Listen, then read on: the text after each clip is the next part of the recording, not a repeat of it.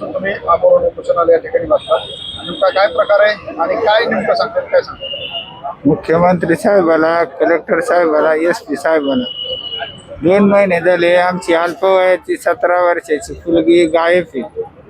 तेव्हापासून आम्ही आंबुरला जातो, माघारी येतो, त्याचा कसलाही तपास आहे ना, म्हणजे एखादा फोन आला नाही मी या जागेवर आहे म्हणून. गावातले 4 मुलं आहेत आणि बाकीचे मुलं गावात हिंडत आहेत. एक मुलगा घेऊन फरार आहे. त्याचा काही तपासच नाही. आज मुख्यमंत्री साहेबांनी, SP साहेबांनी आहे ना, विनंती आहे आम्हाला, आमची मुलगी आम्हाला आणून द्यावा, एवढी नम्रतेची विनंती.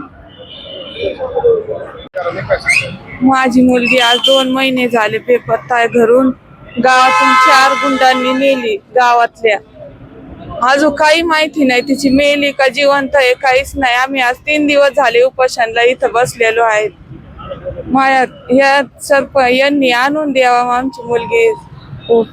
कलेक्टर साहेबांनी, त्यांनी, SP साहेबांनी आणून द्यायची अशी आमची नम्र विनंती आहे त्यांना, का माझी मुलगी आणून द्यावा, तरच आम्ही इथून उपोषण उठणार आहे. तसे उठणारच नाही तर गाव घरी मग तुम्ही पोलिसात गेले होते का? हा, आम्ही आंबुऱ्याला जायचो, माघारी यायचो, तक्रार दिली. कंटाळा आला आम्हाला आंबुऱ्याला जाऊन, का आमची मुलीचा तपास करा. ते म्हणते आमचा तपास चालू आहे, आम्ही काय तपास करीत नाही तर का. 17 वर्षाची मुलगी आहे आमची आणि आम्हाला आहे ना 2-3 पोरं आहेत आमच्या घरी. 3 पोरांना पण आम्हाला घरी धमकी देते ते पोरं, का आम्ही यांना पण मारतो. आम्हाला पण मारलं. मी त्या पोराच्या आईला रक्षाबंधनच्या दिवशी आम्हाला माझ्या मुलीचं ध्यान झालं म्हणून तिला विचारायला गेले, का बाबा त्याला माझी मुलगी कुठं आहे, सांग तू कशी आहे काय नाही, आम्हाला सांग, आम्ही जाऊन बघतो आणतो. तर त्या पोराच्या आईने पण मला मारलं. मारण्याचं आणायचीच नाही म्हणते. तर आम्हाला तुमच्याच्याने काय होईन, आम्ही एवढी तुमची मुलगी नेली, तुम्ही काय आमचं वाकडं केलं काय नाही असं ती म्हणते. आणायचीच नाही आम्हाला 18 वर्ष झाल्याशिवाय मुलगी. त्यांना सगळं माहिती, त्या पोराच्या आई वडिलांना. त्यांना पिशवी दिली भरून घरून त्या पोराच्या आईने.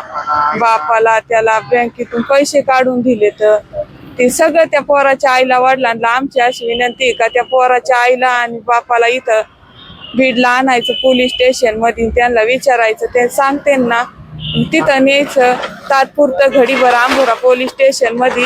शाळेत पोरं नेल्यावर आणि न्यायचं आणि सोडून द्यायचं. इथं बीडला त्यांना घेऊन आले, त्यांना सांगितलं, विचारलं तर सांगायचे नाहीत का ते. आज 2 महिने झाले, कशी तिची हालत आहे, कशी अवस्था आहे, काय आहे. आज 3 दिवस झाले, कसा पाऊस आहे रात्रून दिवस, कसं काय इथं रोडच्या कडीला कसं राहायचं आम्ही.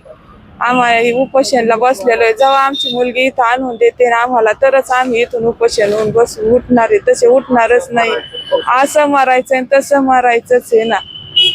एवढी विनंती आहे आम्हाला SP साहेबांना, त्यांना का कलेक्टर साहेबांना हात जोडून त्यांना विनंती का आमची मुलगी त्यांनी तातडीने लवकरच्या लवकर बघून आणून द्यावा. आमचं एकच लवांड्याचं घर आहे गावात, हिवरा गावात. एवढं आमच्यावर साधाच अन्याय नाही झाला, लय अन्याय झालेला आहे. आमच्याकडं गावातलं कुणी, सरपंच, उपसरपंच कुणीच आलं नाही आमच्याकडं. का तुम्ही दुःखात आहे, तुमची मुलगी गेली म्हणून आम्हाला सांगायला समजायला कुणीच आलं नाही, गेलंच नाही, कुणी येत नाही. आम्हाला एकटं घर टाकलंय वाली टाकल्यावर, आणि आम्हाला न्याय पाहिजे ना, आम्हाला आमची मुलगी पाहिजे.